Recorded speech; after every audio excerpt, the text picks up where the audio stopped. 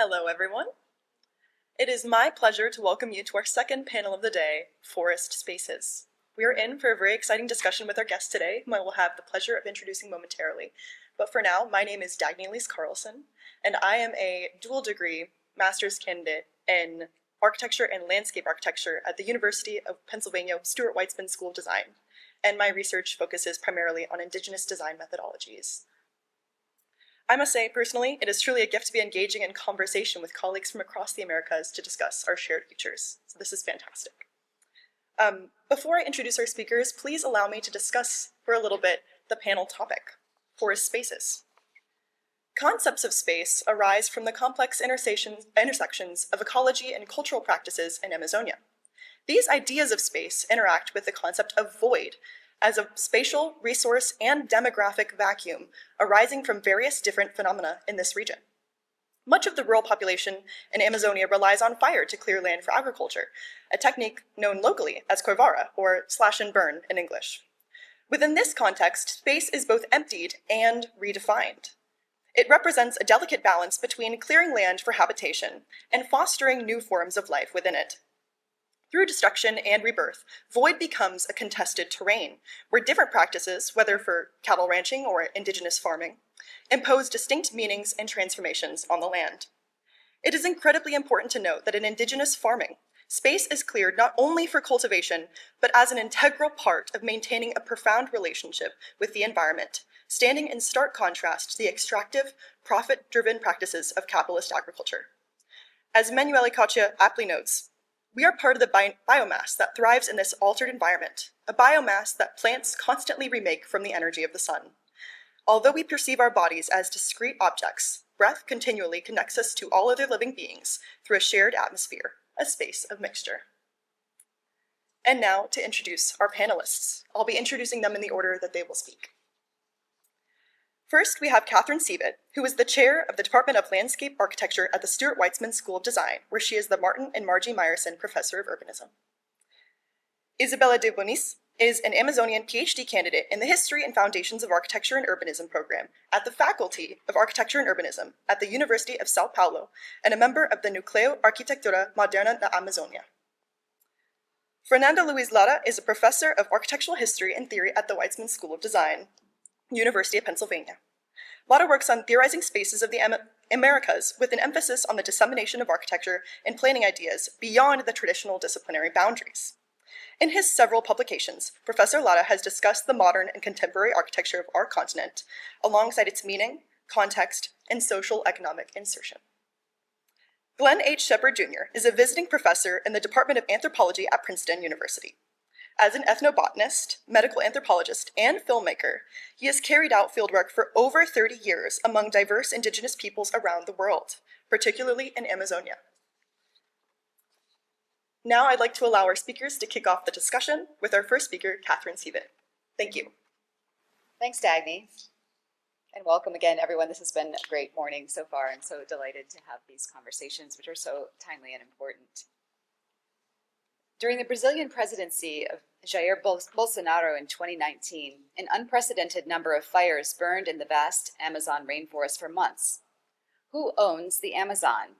On the world stage then, Bolsonaro vehemently answered Brazil, punctuating that claim with the charge that any nation holding a different opinion was simply a colonizer, generally a European one. Yet defined in terms of the river's massive watershed, the Amazon rainforest, the world's largest such tropical biome, falls within 8 South American countries: Brazil, Ecuador, Venezuela, Suriname, Peru, Colombia, Bolivia, and Guyana, as well as French Guiana and Overseas Department of French. Those same 8 polities, known as the ACTO states, the Amazon Cooperative Treaty Organization, had been embroiled in a 7-year legal battle with Amazon.com, Inc., and its CEO, Jeff Bezos, who very much wanted to own .amazon, the domain name that is. The Internet Corporation for Assigned Names and Numbers, the independent body that vets global internet addresses, sided with Bezos, who won exclusive rights to that domain, also in 2019. American corporate interests, once again, seem to have the upper hand over local cultural heritage and place name identity, despite concerns voiced by Brazil's Minister of Foreign Affairs and representatives from other governments that share the watershed. Notably, the indigenous peoples of the region were not consulted in this court case. Certainly, owning the Amazon has always been bound up in questions of sovereignty, and sovereignty has long been caught up in authoritative claims of possession, and America, let's face it, has a long history of collusion in Brazil with its fingerprints across the Amazon's watershed. The Brazilian state has long considered the Amazon basin as an expansive hinterland and vazio demográfico, a demographic void, a great emptiness to be filled. But this is a sense of place quite different than the rich biodiverse ecology of multiple actors and inhabitants that we understand the region to be today. During the colonial period in Brazil, Portuguese-backed explorers known as bandeirantes slashed and burned their way through the vast hinterlands of Brazil in an attempt to both establish and defend territorial borders for the Portuguese crown. They copied the practice of coivara, the burning of forested lands to clear territory for light, settlement, and agriculture. They borrowed this from indigenous peoples, though these nomadic groups managed much smaller lands, interplanted food forests, and migrated often, allowing the forest footprint to regenerate, indeed, to become more biodiverse. Even after Brazil's 1822 declaration of independence from Portugal, the Brazilian Empire continued to think of the Amazon as an expansive territory to be mapped, defended from other national interests, and economically exploited for its resources. Upon the overthrow of the emperor and the declaration of the First Brazilian Republic in 1889, strengthening the connection of Brazil's empty hinterlands to its burgeoning coastal population centers became an urgent nationalist preoccupation of the state, given the concern to protect the republic's sovereign borders. In 1906, the Rondon Commission was initiated by the Ministry of War, in partnership with the newly established Ministry of Agriculture, Industry, and Commerce. I emphasize the capitalist underpinnings here. The objective of the 9-year project was the implementation of a telegraph line carving a linear space through the forest and a series of telegraph stations between the Amazon cities of Cuiabá and Porto Velho, creating an infrastructural connection between the farthest reaches of the hinterland and the coast. And you can see the carving of that line in these images and the stations. After the revolution of 1930, which would lead to the political dictatorship of President Getúlio Vargas, these infrastructural links to the Amazon were significantly strengthened. Vargas's Marcha para o Oeste, March to the West initiative, launched in 1937, encouraged agricultural colonization of Brazil's sparsely settled inland territories by subsidizing the migration of the poor working class to the Amazon region. And we see here the true sentiment of Brazilianness is the march to the West. American businesses and industrial interests were never far behind even then.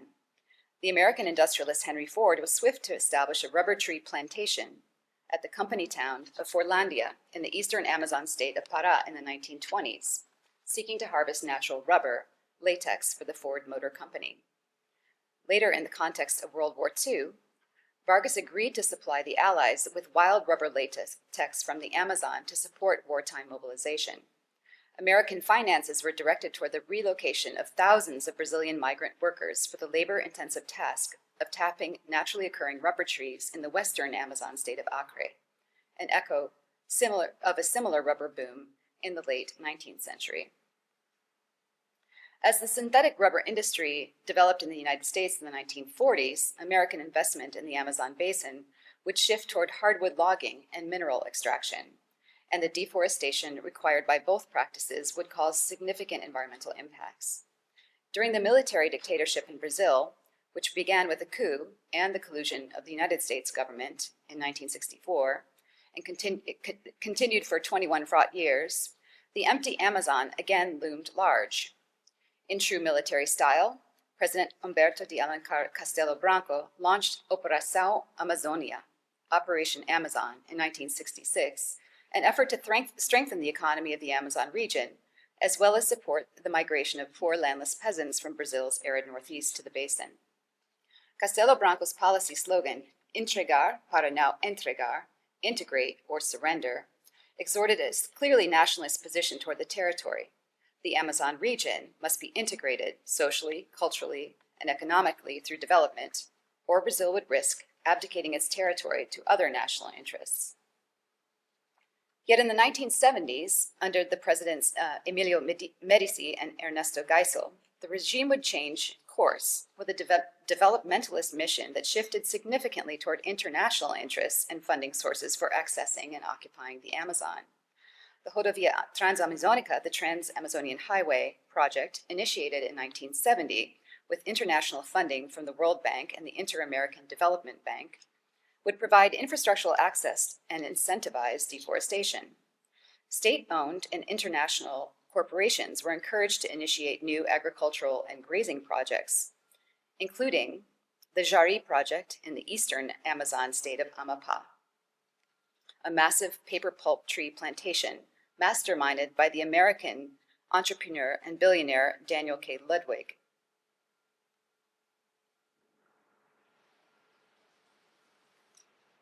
And the Fazenda Cristolino, an experimental cattle ranch initiated in Pará by Wolfgang Sauer, the chief executive of Volkswagen do Brasil. But plantation efforts in the Amazon were fundamentally compromised by nutrient-poor soils of the Amazon basin. Despite the astonishing biodiversity of the forest, the region's soils lack phosphates. Soil fertility is dependent upon the nutrients provided by the thick layer of fallen leaves produced by the dense tree canopy above. Ultimately, the forest ecology is negatively affected by large-scale clearing, ranging, and plantation-style agricultural cultivation. Who grasps the moral high ground in the question of Amazon sovereignty? Enter a radical environmental advocate of the 20th century, Roberto Burle Marx, who was born in 1909, lives through 1994, the modernist landscape architect and activist. His unparalleled work in the design of landscapes across Brazil is extraordinary. I just share a few of these projects with you now, from Sao Paulo, Ibirapuera, a project never completed, Parque del Este in Venezuela, the Museum of Modern Art, the Parque do Flamengo in Rio de Janeiro, and in Brasilia, the Praça das Cristais. This is his home in Guarachiba. He traveled around the country to collect plants for this sitio, his home outside Rio, a veritable botanical garden, nursery in Guarachiba. He was also witness to acts of destruction and deforestation across the nation on many of his plant collecting expeditions. But his history was not uncompromised. For 7 years, Burle Marx served as an appointed member of the military regime's Federal Cultural Council, advising the military government on cultural matters during the same era of press censorship and human rights abuses. Ooh, I don't know what happened there. However, he used this platform with an aggressively developmentalist regime to advocate for environmental protection and advance policies that would protect Brazil's natural landscapes as a unique part of the nation's cultural heritage, delivering 16 depositions in defense of the landscape from 1966 through 1974. And he has his own version of the earlier image of the Amazon that you saw from von March's. In 1976, 2 years after stepping down from the council, Burle Marx returned to the Brazilian Senate to present a landmark deposition that advocated for the environmental protection of the Amazon region. He argued against the regime's policies of agricultural colonization and economic exploitation, and he addressed an inherent problem with Brazil's forest code, the stipulation that a property owner could legally deforest 50% of the native trees on a site, with the exception of the Brazil nut tree, which we'll hear more about soon, often cleared by fire, and replant the site with non-native species for a harvesting profit. Burle Marx sought to recast the Amazon as a site of national ecological and cultural heritage, meriting both protection and preservation by the state. His speech to the Congress attacked the regime's ongoing support of international corporations that were profiting from the Amazon. And not unlike the Bolsonaro administration, he reframed the forest through a nationalist lens. But Burle Marx identified this as an asset, and this asset as an environmental resource at risk of destruction. He argued for its protection as a point of national pride for Brazilian citizens. He specifically targeted Volkswagen do Brasil for ecological genocide, claiming that the company had intentionally set, in quotes, the largest fire in the history of the planet detected by satellites, end quote, burning thousands of hectares of land to clear trees for its cattle ranch. Burle Marx argued that Brazil's progress and culture were fundamentally intertwined with the conservation of its landscape patrimony. He saw ecological protection as a significant element of the nation's cultural heritage.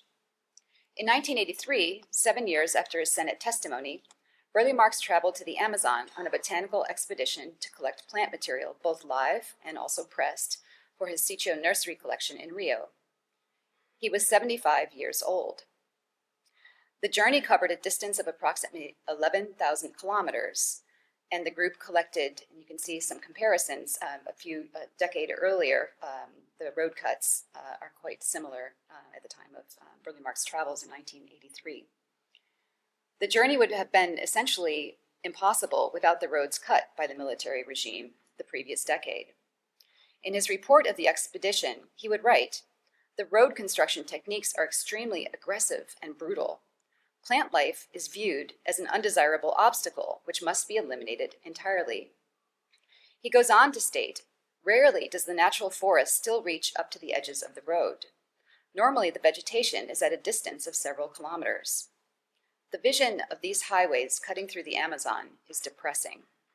It no longer looks like a thin red line cutting through the forest, as in the photographs from the early days of the Trans-Amazonian Highway. Instead, what you see are vast swaths of embers and smoking tree trunks, an image of desolation, a portrait of chaos." But today, given the global scale of the climate emergency, we possess a new and even broader understanding of the relationships of fire and ice, of the equator and the poles, of the emission or sequestration of carbon, and the influence of the atmosphere on the oceans. We must think differently of sovereignty and borders with new post-territorial concepts of biomes and watersheds, of atmospheres and oceans, of pounds of carbon emitted or sequestered. That thin red line has indeed expanded, permitting not only Burle Marx's plant collecting expedition, but enabling deforestation, resource extraction, and ecological destruction. Who indeed owns the Amazon? Who are the actors on this post-sovereign planet, and how can we govern to create a robust planetary ecosystem that might embrace a great parliament of things, both human and more than human? Our sovereignty is non-negotiable, stated the Bolsonaro administration at the Group of Seven summit meeting back in August 2019. Half a century ago, in reference to the Volkswagen do Brasil fires, Burle Marx wrote, "You have to understand that it is my obligation to oppose everything that I consider an ecological crime. The sacrifice of nature is irreversible." The Amazon territory is perhaps best managed by the 8 countries that share the tropical rainforest watershed, the same ACTO countries that banded together to defend the domain name against Bezos' company. Amazon, the corporation, produces a massive carbon footprint. Amazon, the rainforest, when it is not burning, serves as a massive global carbon sink and produces 20% of the world's oxygen. A multi-sovereign policy of protection and management of the Amazon rainforest that holistically addresses our global condition and works in collaboration with indigenous knowledge holders and stewards is perhaps the best way forward with both ACTO and a mobilized, collaborative global effort. Thank you. Thank you, Catherine. It's always inspiring to hear you talk about your work. Our next speaker will be Isabella de Bonis. Welcome. Isabella is going to speak in Portuguese, so we invite all of you. We have the right QR code that will be displayed. Bom dia a todos. Sou Isabella de Bonis e gostaria de saudar os participantes do Architectures and Ecologies of Amazônia. Agradeço à University of Pennsylvania pela realização desse simpósio e especialmente a professora Vanessa Grossman pela coordenação impecável. Da mesma forma, agradeço ao professor Marcos Cereto, da Universidade Federal do Amazonas, pela indicação do meu nome para representar o Núcleo de Arquitetura Moderna da Amazônia, NAMA. O coletivo reúne arquitetos, professores, artistas e ativistas com interesse na modernidade amazônica. Como mulher brasileira, arquiteta...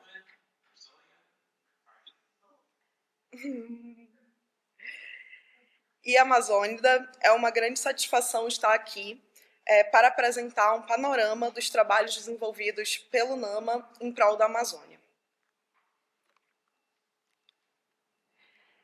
Em 2010, fui egressa da primeira turma do curso de Arquitetura e Urbanismo da Universidade Federal do Amazonas.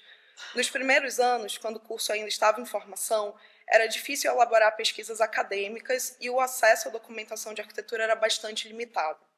Em 2013, me mudei para São Paulo, onde continuei meus estudos na escola da cidade.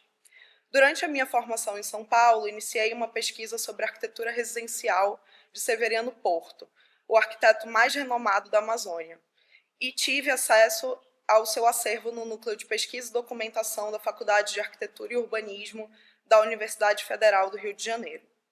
Em 2016, apresentei essa pesquisa no primeiro SAMA, sobre o qual falarei em detalhes a seguir.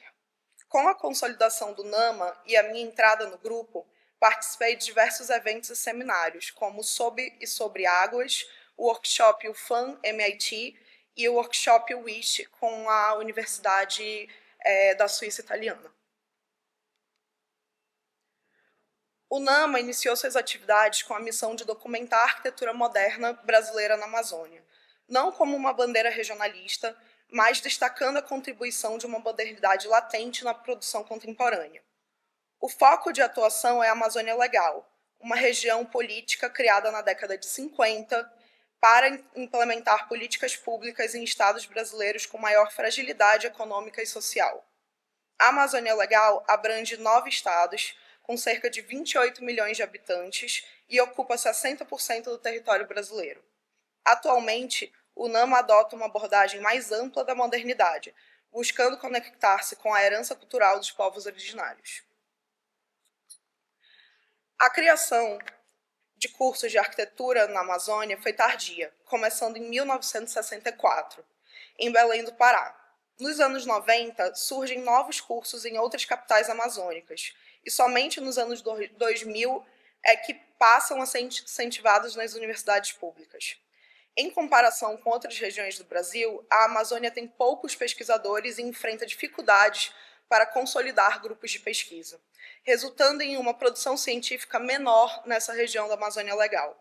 Diante desse cenário, em 2016, o professor Marcos Cereto idealiza o coletivo NAMA, com o objetivo de reunir pesquisadores de diferentes universidades e de escritórios de arquitetura interessados no tema. Em 2016, ocorreu em Manaus o primeiro seminário de arquitetura moderna na Amazônia, o SAMA, reunindo pesquisadores de universidades e escritórios amazônicos. Em 2017, o segundo seminário foi realizado em Palmas, no Tocantins, em 2018 em Belém, no Pará, e em 2019 em Boa Vista, em Roraima. Com a pandemia de Covid-19, as atividades foram interrompidas e reiniciaram em 2023 em Cuiabá, no Mato Grosso. A próxima edição acontecerá em outubro desse ano, em Porto Velho, Rondônia. No SAMA, há conferências, mesas redondas com pesquisadores da Amazônia Legal, sessões com arquitetos pioneiros da modernidade e da vanguarda e apresentações científicas, além do SAMA Tour, que visita pontos arquitetônicos importantes nas cidades. Além disso, o evento é um importante espaço para a iniciação científica nas escolas da Amazônia, sendo também a minha primeira oportunidade de apresentar um trabalho científico em 2016. A revolução digital no mercado editorial da arquitetura no Brasil começa nos anos 90, com o boletim Oculum e principalmente com o portal Vitruvius, iniciativa do professor Abílio Guerra. A transição da pesquisa analógica para a digital, somada ao portal de periódicos da CAPES, provoca um certo apagamento de publicações importantes, como da revista Projeto, de Vicente Wissenbach. Essa revista foi a principal canal de comunicação da arquitetura no Brasil durante a abertura política e possui conexões culturais com a América Latina. Chegou a ter 25 mil assinantes na década de 80 e foi fundamental para a construção de uma cultura disciplinar abrangendo a arquitetura brasileira e a difusão das pesquisas dos programas de pós-graduação que começaram na USP, UFRJ e na Faculdade do Rio Grande do Sul. É nesse cenário que o arquiteto Severiano Porto se consagra como arquiteto da Amazônia, com várias premiações pelo Instituto dos Arquitetos do Brasil e muitas de suas obras publicadas pela revista Projeto. A partir dos anos 2000, o mercado editorial das revistas analógicas de arquitetura no Brasil desaparece gradativamente, sendo substituído por portais e revistas de pós-graduação. A falta de documentação sobre arquitetura e modernidade na Amazônia brasileira está diretamente ligada à escassa produção de conhecimento e à frágil difusão geográfica. Sem a circulação de trabalhos realizados em seminários e publicações, não há recepção da produção arquitetônica da região. Nesse contexto, é importante destacar duas iniciativas significativas sobre arquitetura na América Latina da última década e que ajudaram a ilustrar um pouco dessa fragilidade. No livro, exposição Modern Architecture in Latin America, a gente tem o projeto de Balbina, do Severiano Porto. Pode passar. A criação do SAMA ampliou a documentação sobre a modernidade na Amazônia brasileira. Em cada seminário, são publicados os cadernos de resumo que ficam disponíveis no nosso site. Em 2017, o NAMA lançou a revista Amazônia Moderna, a primeira revista científica de arquitetura e urbanismo da Amazônia Legal brasileira, na Universidade Federal do Tocantins. O NAMA também realizou todo o processo editorial entre 2017 e 2021, buscando a certificação do periódico. Severiano Porto é o principal arquiteto da Amazônia, com uma obra que transita entre o ambientalismo e o desenvolvimentismo, consagrada nas décadas de 1960 a 1980. Em 2001, Porto retorna a Niterói, no Rio de Janeiro, e doa os arquivos de seu escritório ao Núcleo de Pesquisa e Documentação da Faculdade de Arquitetura e Urbanismo da Universidade Federal do Rio de Janeiro. A pesquisa de doutorado do professor Marcos Cereto sobre a obra de Severiano Porto possibilita a reconexão da família de Porto com a Amazônia, despertando o interesse mútuo pelo retorno do acervo pessoal à região. Em 2021, a Universidade Federal do Amazonas, em parceria com o NAMA, organiza uma missão científica para transferir os documentos e manter o acervo no Brasil. Em 2022, o NAMA recebe o contato da família do arquiteto José Henrique Bentos, uma das referências da arquitetura em Manaus, para a doação de seu acervo. Em 2023, o trabalho de conservação guarda a catalogação dos acervos e desperta o interesse da Prefeitura de Manaus, que também passa a ter um acervo da Inclurb, que é o Instituto de Planejamento Urbano, no NAMA. Em contrapartida ao ambiente universitário no Brasil, o NAMA quebra o paradigma acadêmico ao incluir os escritórios de arquitetura, seja nas atividades nos estúdios de projetos, seja na difusão de suas obras. As exposições de arquitetura realizadas desde 2018 têm contribuído para a visibilidade da documentação e também para a divulgação da produção arquitetônica recente. A exposição de arquitetura contemporânea na Amazônia, CHAMA, tem como objetivo responder à pergunta: depois de Severiano Porto, quem são os novos arquitetos e a nova arquitetura na Amazônia?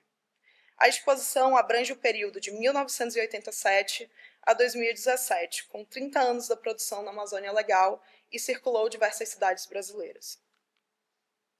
A segunda iniciativa é a exposição L'Amazonie en Construction, l'Architecture des Fleuves Volants, realizada em Paris, na Maison do Brasil. A exposição celebra os 60 anos da construção do icônico edifício corbusiano e apresenta pela primeira vez as arquiteturas da Amazônia na Europa, destacando a contribuição dos arquitetos para o fenômeno dos rios voadores da região. Como o projeto de arquitetura pode interferir nesse importante fenômeno climático na América do Sul?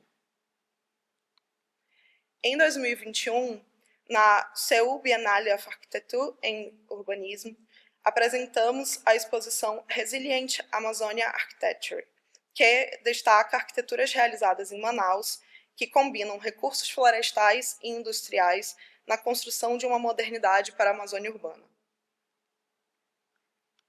Como podemos contribuir com o projeto de arquitetura para garantir a preservação da floresta e a qualidade de vida na Amazônia urbana? Durante a pandemia, a instalação do NAMA foi montada em uma reserva florestal em Manaus e transmitida digitalmente para o espaço expositivo na Coreia do Sul. Em 2022, o NAMA realizou uma instalação artística em parceria com o coletivo Aqua Alta na exposição Arte Floresta no Museu da Amazônia em Manaus. O projeto de uma ponte flutuante, criado pelo coletivo paraguaio para enfrentar as cheias do rio Assunção em 2014 no Paraguai, foi oferecido ao NAMA para ser utilizado durante a maior cheia do Rio Negro em 2021. O NAMA desenvolve um manifesto artístico e realiza uma instalação como crítica aos gastos emergenciais com licitações feitas pelo governo do estado do Amazonas para enfrentar as cheias a cada ano, em vez de buscar soluções sustentáveis. Em 2024, o NAMA é convidado pelo Conselho de Arquitetura e Urbanismo do Brasil para curar a exposição Continente Amazônia no estande brasileiro no World Congress of Architects da União Internacional des Architects, realizado em Copenhague. Pela primeira vez, a Amazônia se torna protagonista da arquitetura brasileira. Os personagens e as arquiteturas se conectam nas ações do NAMA e ganham visibilidade na região e também em outros continentes. A integração nos seminários e nas exposições são fundamentais para a difusão. Parte das obras da arquitetura brasileira destacadas no cenário internacional hoje são na Amazônia. Se desde 1987 não haviam premiações para arquiteturas na Amazônia, os novos modernos na Amazônia, como denomina Marco Cereto, colocam a arquitetura da Amazônia no mapa da produção contemporânea. O Centro Sebrae de Sustentabilidade de José Afonso Porto Carreiro, em Cuiabá, foi um dos premiados em 2018.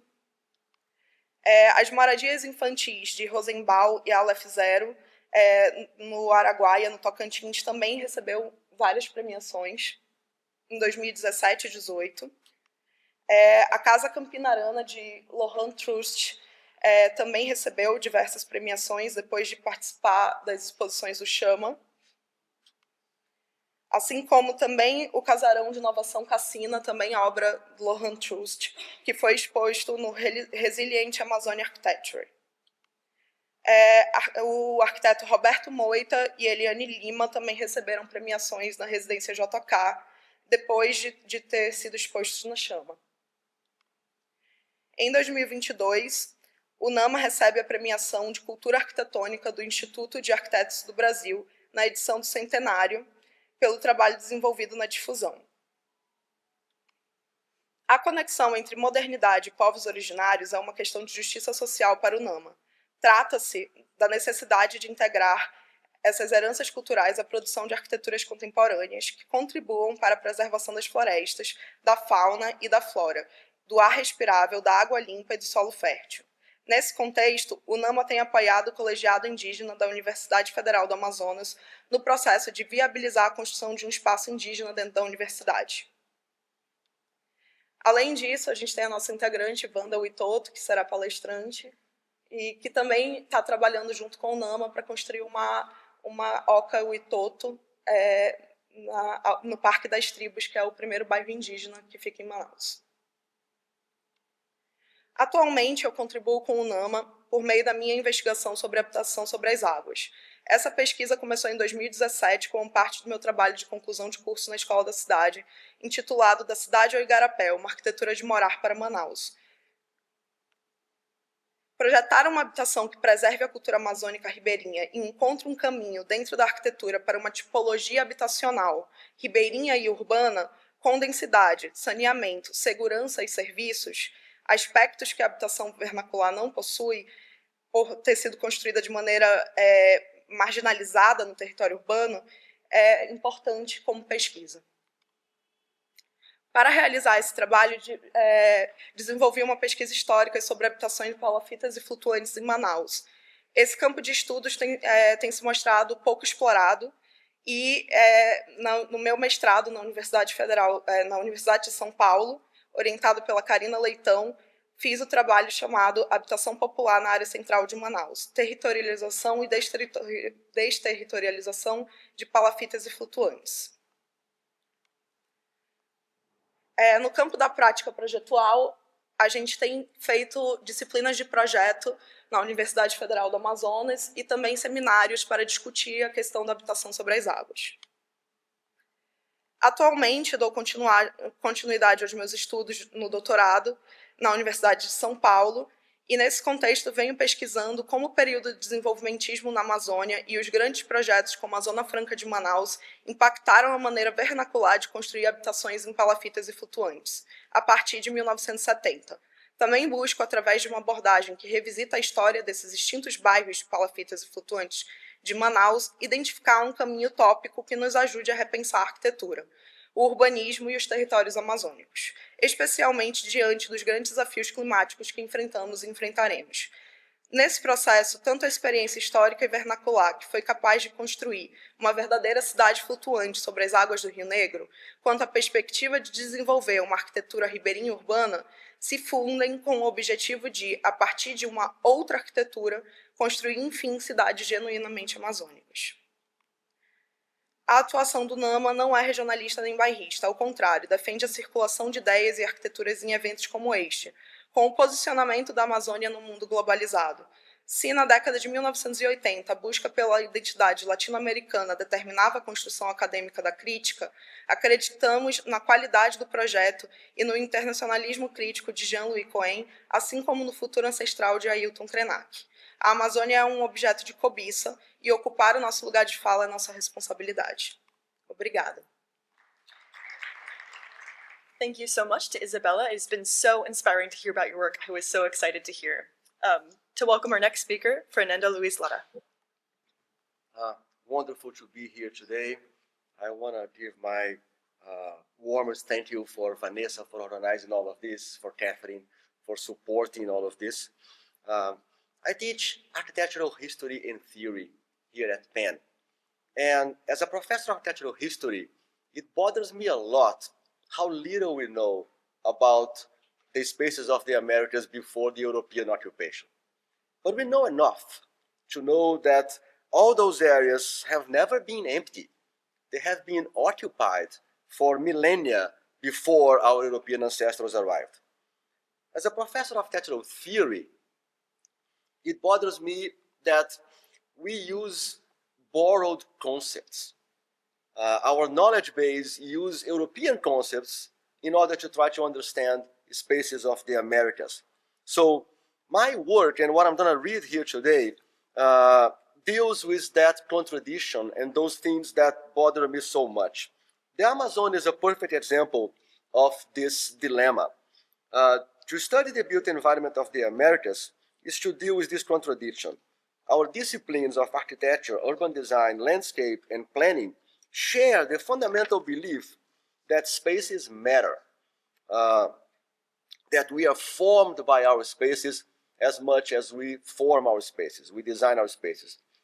But the overwhelming majority of our knowledge comes from this other continent. As reminded by Edward Said in his classic Orientalism of 1974, the European culture developed narratives about all other societies on Earth, and as a result established itself as the center of human knowledge. So this brief presentation departs from a question: what could be the place of the Amazon in a non-Eurocentric history of the built environment? One possible answer was given by Roberto Fernandes, Argentinian scholar, when he published El Laboratorio Americano almost 30 years ago, 1997. Fernandes discusses how architectural theory, to this day, treats the Americas as a special kind of periphery that turns into an eternal laboratory, in which experiences are systematically abandoned by new ones. We saw that in the images here the whole morning. Americas in general, and the Amazon in particular, become this place of modernity for excellence, the eternal novelty, a perpetual state of infancy, to use the ethnocentric Hegelian concept that insists in framing our narrative. To debate architectural space in the Amazon, for me, is to look at Amazonian spaces not only as the most genuine product of Western modernity, but also as a tool to invent modernity, to extend it, and to reproduce it. If modernity was invented in the Americas, it indeed has a contribution towards revising our contemporary spatial theories. So, In the 1980s, Mexican scholar Leopoldo Zea wrote that the Americas were not discovered. They were covered by a neurocentric narrative. And the Amazon is an extreme case of such epistemic violence. Let me go back to the first Europeans who went through the Amazon, right? The Orellana expedition of 1542, 41, 42, that went downriver from Peru to the Atlantic Ocean. Frei Gaspar de Carvajal was the scribe, the assistant to the expedition that was taking notes. And I'll read in Spanish here, and I'll do a short translation later. This is Frei Gaspar de Carvajal in May 20th, 1541. El 20 de mayo por la mañana pasamos a vista junto a un pueblo muy grande y muy vicioso. Tenía muchos barrios y en cada barrio un desembarcadero al río. Y en cada desembarcadero había muy gran copia de indios. Y este pueblo duraba más de 2 leguas y media. 2.5 leguas is about 10 kilometers or 6 miles. That's the size of the settlement that Frei Carvajal described. El sábado, vísperas de la fiesta de Santísima Trindad, vimos una boca de otro río más grande a la sinistra, que entraba en el que nosotros navegábamos, el agua del cual era negra como tinta, el cual corría tanto y con tanta ferocidad que por más de 20 leguas hacía raya en otra agua sin revolver una con la otra. The people who live at the center of the Amazon knows that he was describing the meeting of the Rio Negro and the Amazon River, right where the city of Manaus is today. So around that area there was a city that was 10 kilometers long.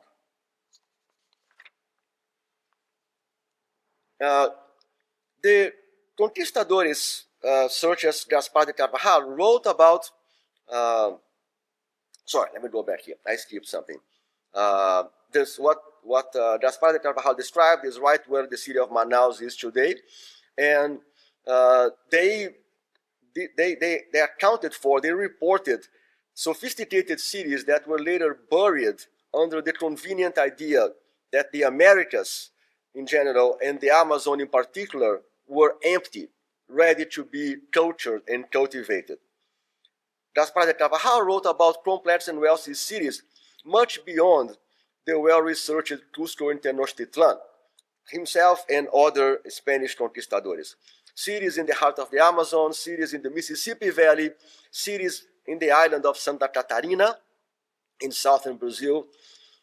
Now, the ones who came 1 century later to effectively take possession of the land saw nothing and called the previous explorers liars. 400 years would pass before the remains of those great cities start to be unearthed. The early explorers' awe was justified and their word vindicated, but the Holocaust that they provoked is made even more shocking. 90% of the population of the Americas died in the first century after the encounter. Many by gunpowder, many more by viruses and bacteria. The violence of this population collapse was so intense that it registered in the atmosphere as a drop in the carbon level, triggering lower temperatures in the 17th and early 18th century. My point here, learned from contemporary scholars that engage indigenous knowledges, is in an effort of epistemic decolonization, is that the rise of spatial abstraction in the 16th century killed the relational processes and non-neurocentric knowledges that we today urgently need to bring back to the table. We need to develop American concepts to improve our understanding of the American spaces. We need Amazonian concepts to understand Amazonian spaces. Here, I'm showing a drawing by a Yanomami called Taniti, and this drawing was collected by Claudia Andujar in 1976. And he is, of course, representing his world, his city, his view. we need new words to describe and discuss our own spaces. The Eurocentric vocabulary, I used to be so proud that I speak many languages until I realized that I speak many European languages. Those languages are just not enough. We can't rely on them to understand our American spaces. So I follow Walter Mignolo here, that to find one's, quote, to find one's own way, one cannot depend on the words of the master. One has to delink and disobey. Delinking and disobeying here means avoiding the trap of colonial differences, and has nothing to do with the rebellious artistic and intellectual acts that are used to hearing about in European history. In the history of European reactions against the past are part of the idea of progress and of dialectical movement. In the non-European world, it is a matter of delinking from dialectics and turning to analectics. Analectics is a process or an intellectual tool proposed by Henrique Dussel, another one of the great masters of the colonial theory. The analytic process developed by Dussel is the opposite of the Eurocentric Orientalism discussed by Edward Said. In the traditional process of alterity exposed by Said, one's concepts are projected into the other to define it as an alterity, therefore defining thyself. In Dussel's analectics, the exercise of empathy brings the other into yourself. We have done that with our European knowledge base. We, from the Americans, have absorbed the European knowledge base, and now we need to empathize with our own spaces, our own words, our own idiosyncrasies. And I'm using empathy here because Wilfred Worrigan, in the beginning of the 20th century, defined abstraction as the opposite of empathy. So how can empathy, as the opposite of abstraction, help us understand Amazonian spaces? Can we develop theories that use Viveiros de Castro Amerindian perspectivism to problematize René Descartes' separation of res extensa and res cogitans? Can we understand modernity through the decolonial lenses of Arturo Escobar and finally move beyond the Eurocentrism of Habermas? One of these direct consequences of the process of European modernization triggered by the occupation of the Americas is the hegemony of Cartesianism as a worldview. As much as we are indebted to René Descartes and his scientific philosophies that gave us vaccines, surgery, medicine, air travel, made all of this possible, I'm not ready to abandon any of those. We have to face the consequences of that separation.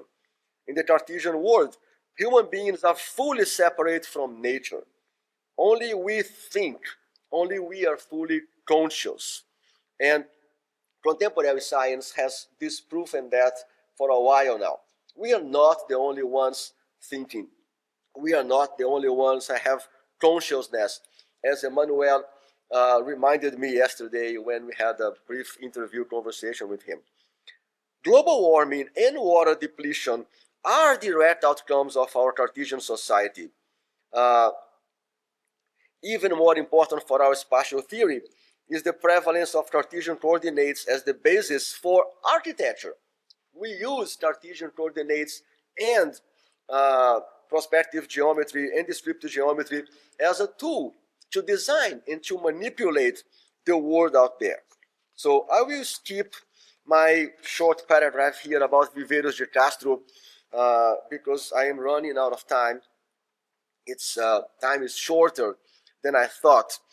And I will jump straight to my argument that we need relational practices to maximize empathy, and only then, perhaps, develop Amazonian concepts to understand Amazonian spaces.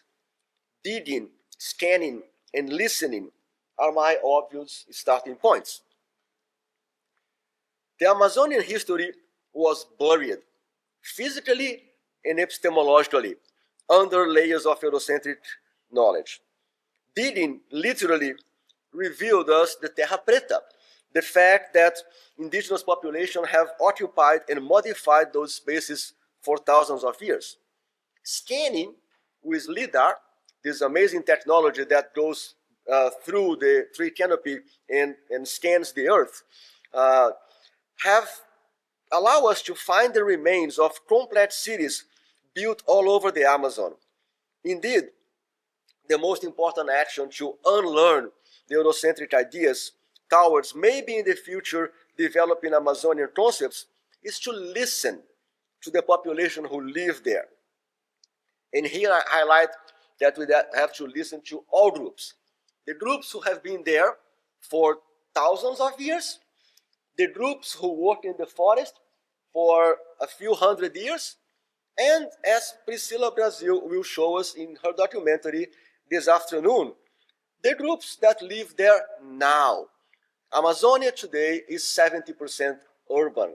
We cannot engage what we call forest without engaging 70% of the population that lives in Amazonian cities. To overcome centuries of Eurocentrism will require a tremendous effort, but we nonetheless have such responsibility to look at the built environment of Amazonia with Amazonian lenses. And in doing so, we might be able to devise a contribution for a truly transformative and empowering set of spatial relationships for the Global South. One that takes the best of modernization, such as clean water, universal education, gender equality, and combine them with incomplete challenges, since racial equality, rampant capitalism, exploitation, etc.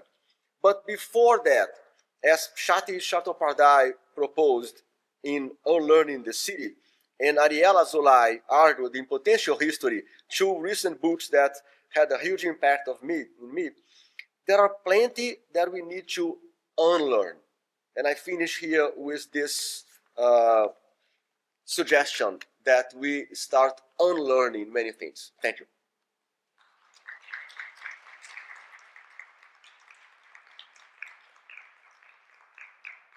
Thank you, Fernando. And now for our final speaker, Glenn H. Shepard, Jr. Sorry for that technical glitch. I'm going to be talking about the relationship between architecture and the forest, between the forest and the cosmos, and then back again the cosmos to architecture.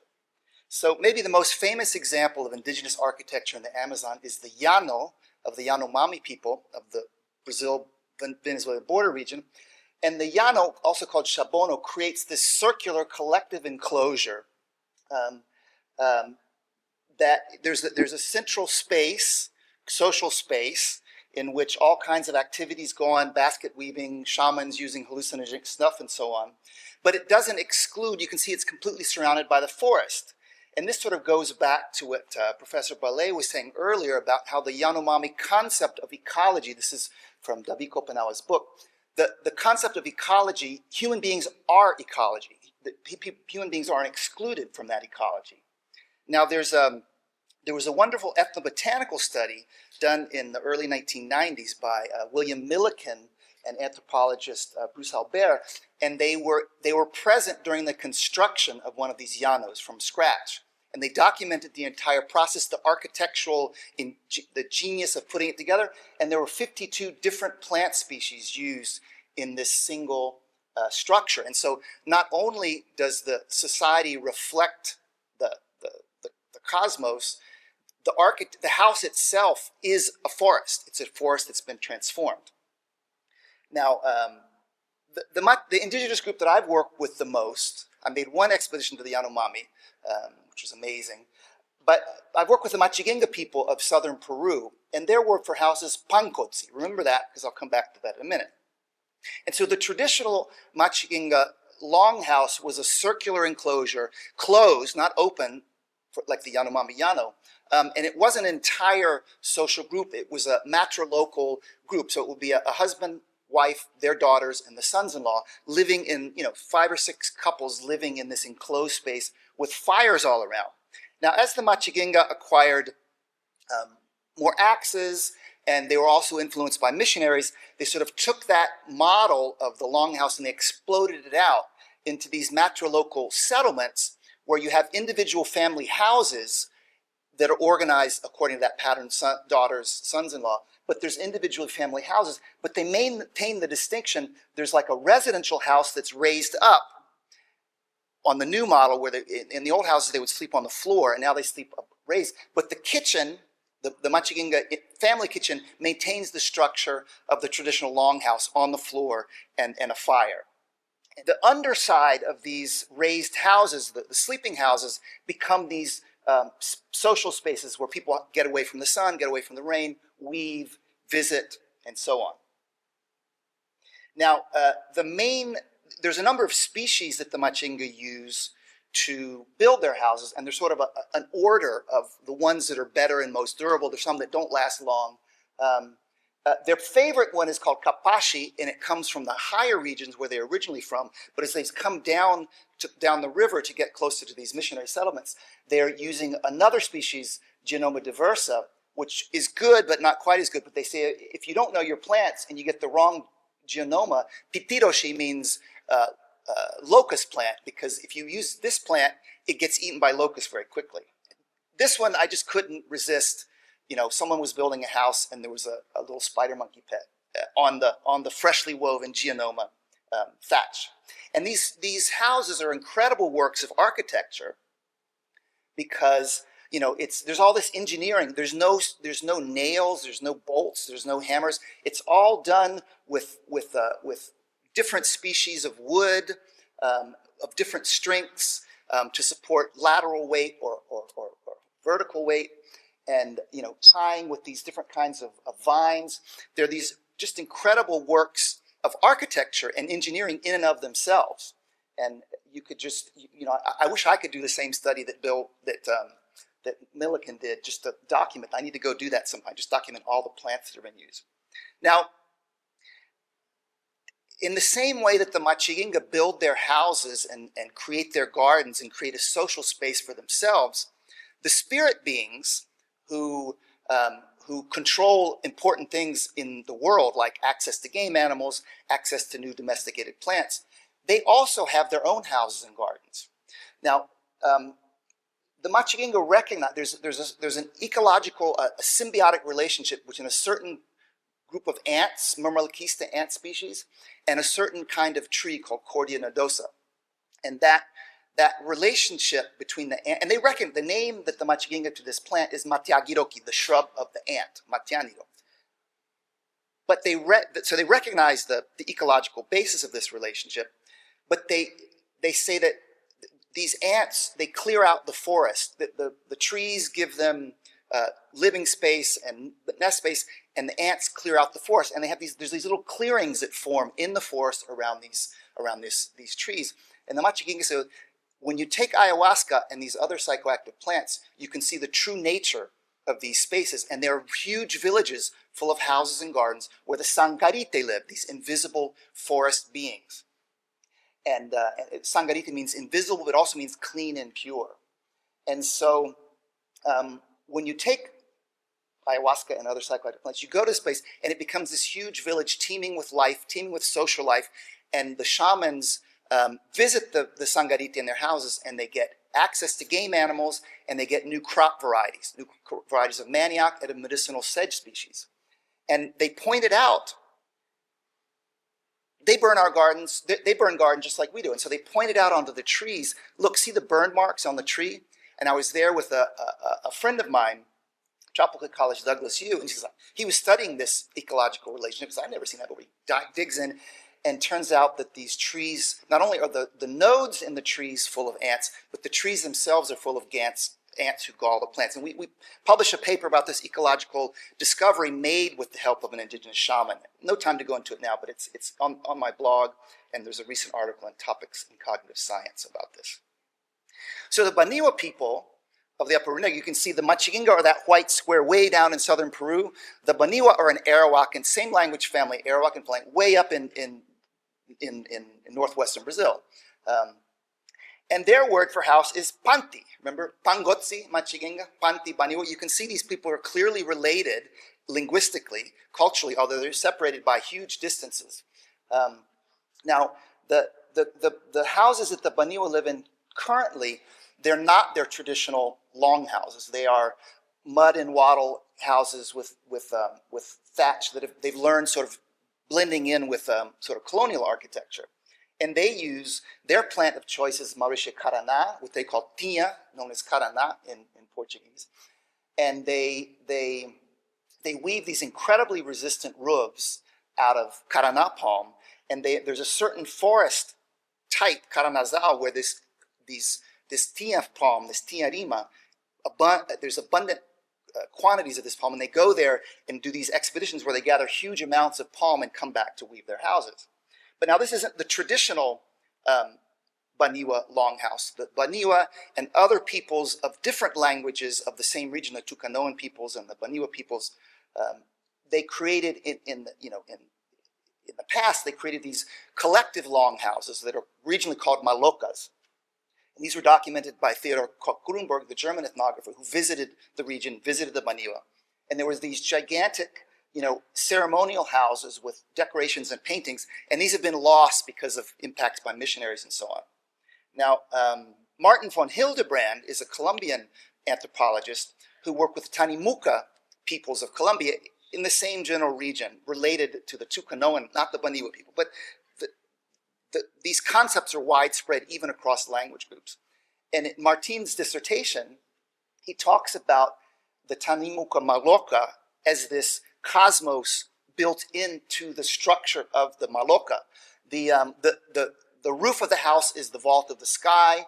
The large house posts are the mountains that support the sky, and then the smaller house posts in the center, sort of in the middle part of the Maloka, they represent the serpent canoe that brought the ancestors to this region by the river. And so when they do dances to this day, when they've reconstructed these Malokas, the dances weave in and out between those posts, mimicking the meandering of the serpent. And the central house post represents sort of the path of the stars in the sky. Now, Robin Wright is an anthropologist who works with the Baniwa, and he has documented working with shamans who also use different psychoactive plants, snuffs, to enter into trance. And these Baniwa shamans, they construct the cosmos as a multi-layered maloka.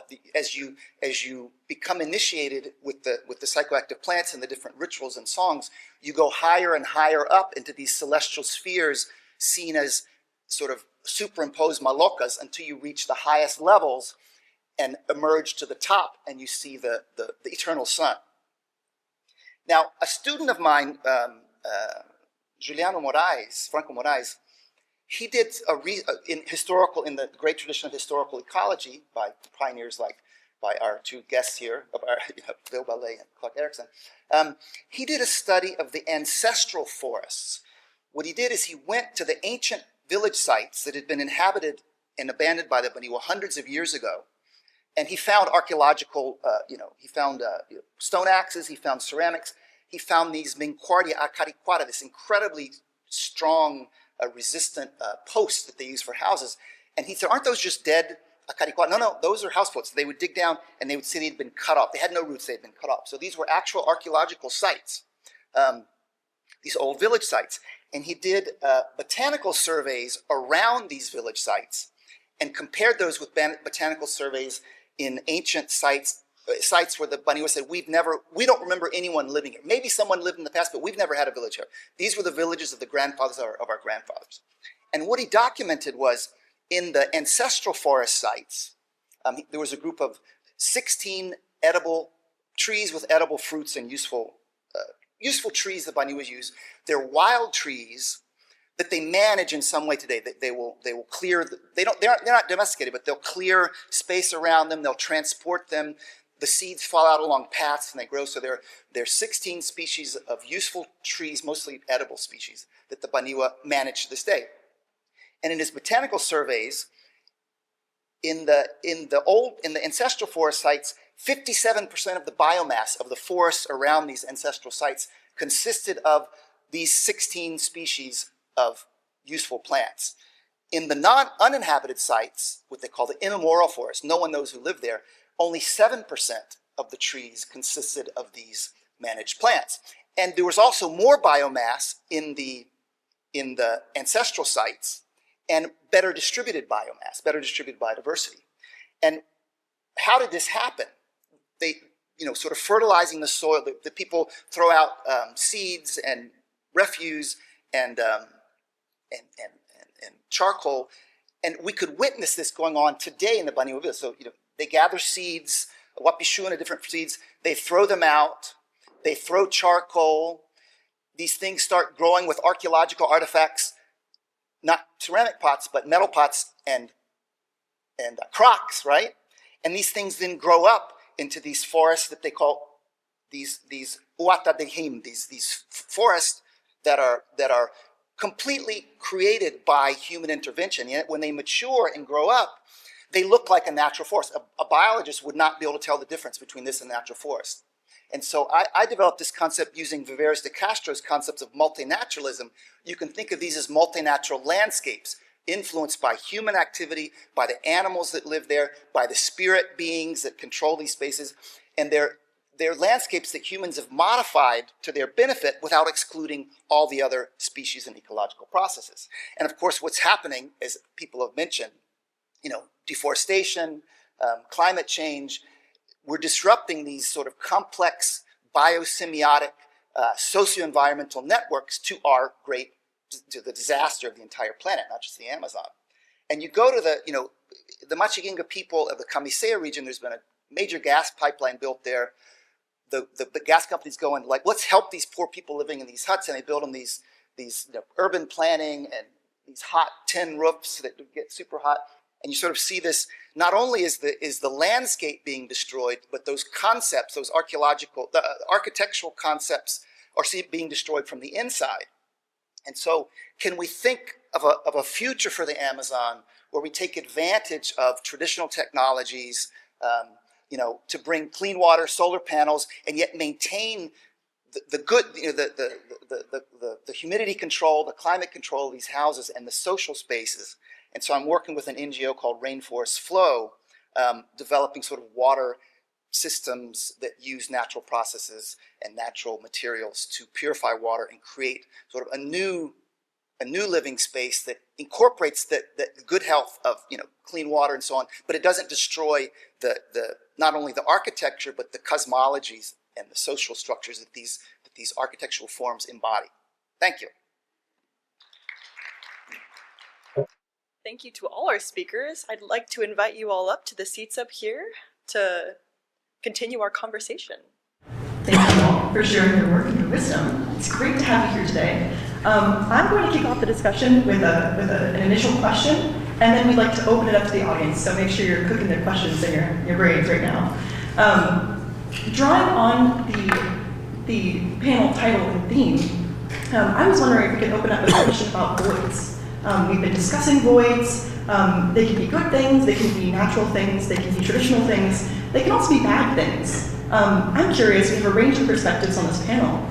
I was wondering, where are the voids in your work and your view of the Amazon, and what voids exist in the Amazon? How are we discussing them? What are they? What is changing? Tough question. Big question. Many answers. Go ahead. Shall I go? Oh, is it on? Great question, and it's true. There are many approaches. One that I think the obvious one is the place has been defined as empty, and of course it's not. So that's the kind of poignant void. But I think there's also these productive openings. I would say is maybe a better word than a void, which were described as places where light enters, and then those spaces are then surrounded by other rich systems that then kind of double down. So it's been fascinating to see that sort of embedded food forest and agricultural interplanting happening. But there's another one that's just been, the last couple of days, that I've been thinking about so much, in thinking about the work when Burle Marx went through the void of the line. And it comes up again, I think, in some of the images you showed, Fernando, of the LiDAR, that somehow it's actually through our erasures and voiding that we are revealing things. And so, and bringing maybe through unintended consequences of destruction, new knowledge is emerging. And I think it's very apt in the case of the Transamazonica and the other highways, which are creating voids, as he describes the red lines through the forest, that actually allow him access to go and to learn about the plant communities that are there while witnessing the ongoing destruction. And I think also the kind of technologies of LiDAR deforestation has advanced the ability for us to see under the canopy. Yeah. No, I was thinking. Is it working? No, to turn it. Yeah. Okay. Yes. I was thinking in a very different direction. It brought me back to René Descartes, because Descartes, in the early 17th century, was engaged in a theological problem, which was the problem of the void. And the problem was the known world of the Christian/European knowledge had expanded tremendously in the 16th century. And when Descartes was writing in the 1630s, 1620s, they had a problem with the idea of the void. Is there God in the void? Is God not in the void, etc.? Which basically it's a colonial problem. It's like if God is in everything, so I cannot kill a tree or exploit a mountain or dam a river. How do you deal with that? And it's exactly how the Native Americans of the entire Americas understand the resources out there for us, right? There's a soul, there's a consciousness, there's God, there's something sacred in all of them. But René Descartes came up with a very elegant solution to say that God is only in our minds and in our res cogitans, at that time the mind of the white European man, and everything else is just bodies. Our own bodies, the bodies of everybody that doesn't have a Y chromosome, the body of everybody that is not white, everybody that is not human, that are trees, mountains, rivers, etc., etc. So in that sense, I wonder if it's about time to completely flip that around and see and recognize the void in our own understanding, the void in our own minds, and populate them probably with the ayahuasca and the things that you can see only in special moments, but they are there. They exist, they have a presence. Our memories have presence, our emotions have presence.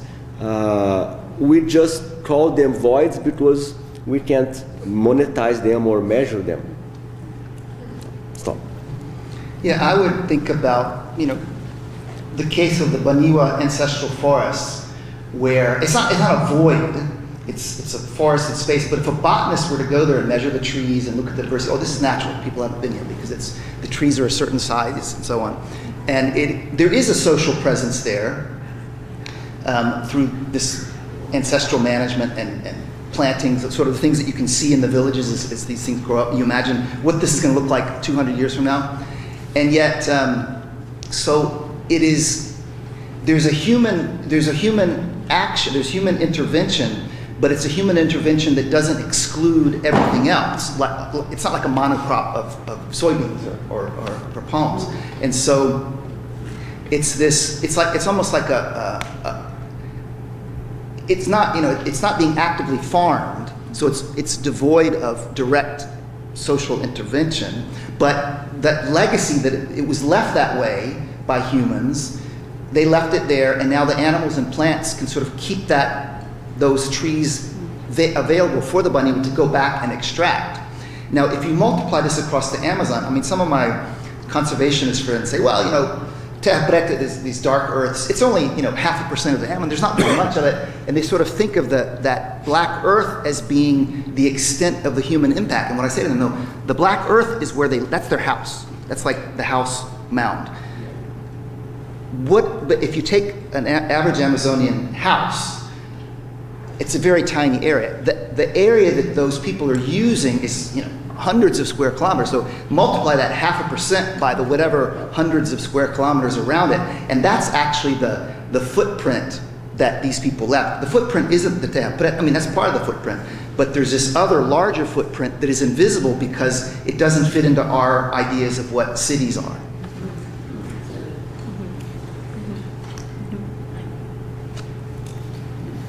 I think there is not void in the Amazon. It is completely full of people, animals, plants. The problem for me is seeing the Amazon as empty. This led us to an extremely problematic occupation process. I think that my work and that of NAMA seeks precisely to show this feeling of the Amazon. Thank you all for your answers. I'd like to open it up to audience questions.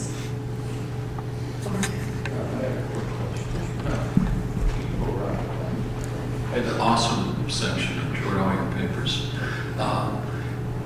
The ancestral forest, I'm definitely going to look for that paper, More Eyes and Company. The Quartia guianensis is an amazing tree because, as you said, as you know, it persists in sites, and because it has silica in the wood, and that prevents termites that can't bite into that. It's like glass, so it's resistant to that. So you probably you have a case when your student saw those sites that where those trees were of maybe preservation bias, you know, because that's going to last longer than geonoma or, you know, some of the other things. But I was also, you know, I was duly impressed with it. It's so true that there's so many species that are used in house construction. You know, the people just know these things. You know, it's sort of habitual knowledge that they're aware of, and that, you know, it's you know, sort of knowledge on the edge, especially when things like tin roofs, as you point out, come in. But I was just curious about the preservation bias. Is he able to reconstruct anything else from those sites where you had those trees in the ground? Well, the methodology. Can you hear that? The method. Hello. The methodology wasn't looking for McHarg posts and archaeological remains. It was based on oral history. It's like my grandfather lived here. There's all these named habitation sites. So he wasn't surveying the forests for posts. He was going to places that they said people had lived, and then sort of to prove to him that, see what I mean? Look, here's a McHarg. Oh, isn't that a tree? No, they dig down and it's not roots. It's got a spiked tip. And see, here's this stone axe and stuff. So he identified. I think there was 16 sites where people said we have lived before. And then the interesting was he wanted to compare those with sites, similar sites where no one had lived, and it was hard to find the ones where no one had lived because the whole region had been so inhabited that he had a hard time finding his null hypothesis subset because so much of the region had been inhabited. And they didn't even, talking about voids, the Baniwa didn't even say no one's lived. It says no one's lived here in our memory, but maybe people lived here before. So even they recognize that there's not a void here. That's a very good connection, I think, especially drawing on this kind of this idea that maybe the question's in the wrong direction. There's not a void here, but our understanding of it is mistaken. Any other audience questions?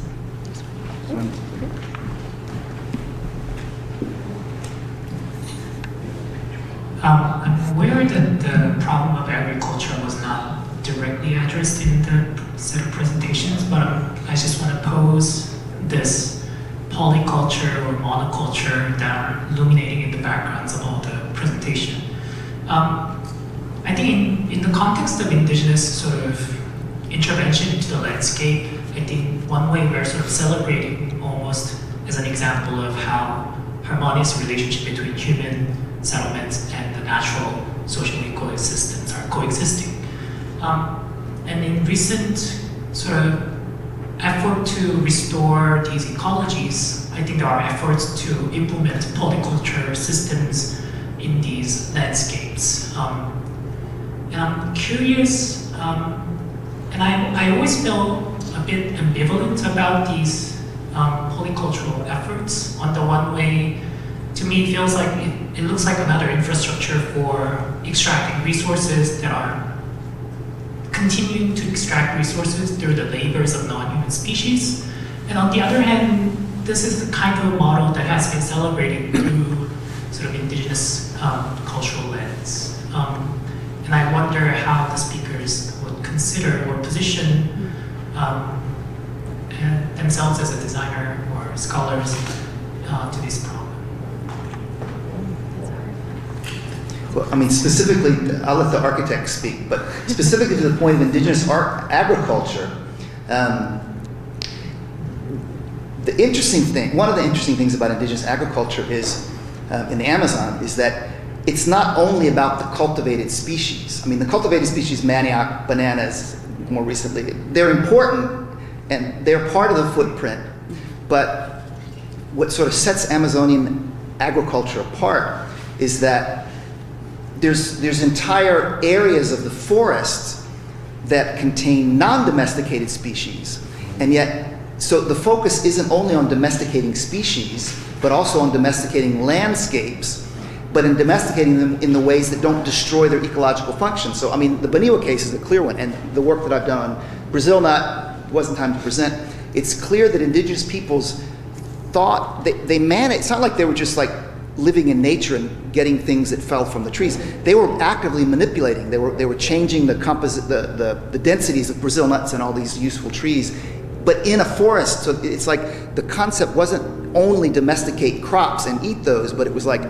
domesticate an entire landscape, and that landscape becomes a mosaic of garden sites that are maintained for 3 or 4 years and abandoned, then grow up again, and then on that mosaic of intervened anthropogenic landscapes, you sort of reinforce these wild species that you also depend on. So it's a model of agriculture that depends on wild spaces as well, and not only wild plants, but wild animals, because if you let the forest grow and you put trees that people eat, monkeys eat them, and tapirs eat them, and so you can hunt those animals on these enriched landscapes as well. That's sort of the historical ecology view. I would love to hear what the architects have to say. Yeah, it's a good question, because I think when you say agriculture, that means different things to different people. I think it's I like this idea of food forest maybe has been the kind of traditional way.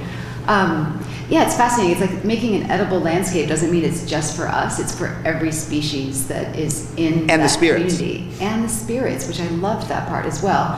And what I would maybe point to is like this idea of agriculture, maybe as we understand it, as like a kind of capitalist consumer production land. It's fascinating to see how it continually fails in the Amazon. So I love that those, the Fordlandia, Jari, you cannot make a plantation in the way that you would in a different kind of terra. So I think and it's because it's nutrient poor, and you never would think, oh, the Amazon is nutrient poor, that's crazy. And that's why you need to build soils that have nutrient, and there's a constant manipulation to get things to grow that are what you want to grow.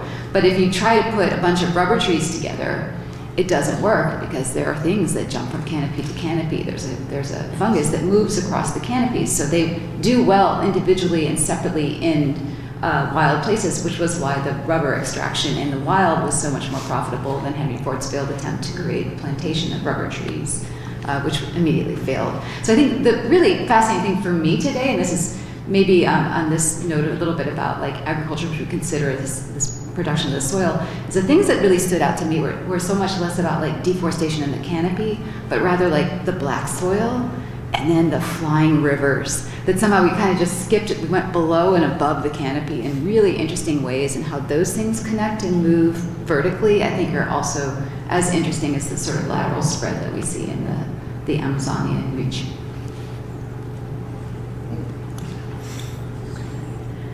Due to time, I'm sorry to say we'll have to end it there, but I'd like to humbly thank all of our panelists for their time and wisdom. Thank you.